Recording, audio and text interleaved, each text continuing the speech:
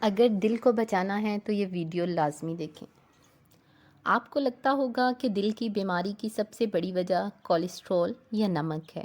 جی نہیں، اصل وجہ کچھ اور ہے جو ہم روز کھاتے ہیں اور ہر طرف موجود ہے۔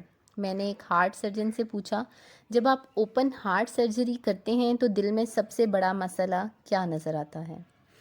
انہوں نے کہا تقریباً 100% کیسز میں دل کے ارد گرد فیٹ جمع ہوتا ہے، جسے وسرل فیٹ کہتے ہیں۔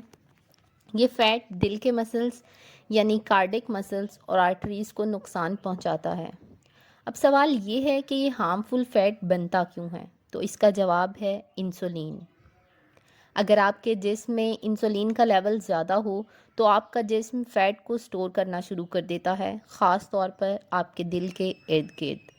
اور اگر انسولین کم ہو تو جسم وزن کم کرنا شروع کر دیتا ہے، لیکن جب جسم انسولین کو بننے ہی نہیں دیتا تو اسے کہتے ہیں انسولین ریزسٹنس۔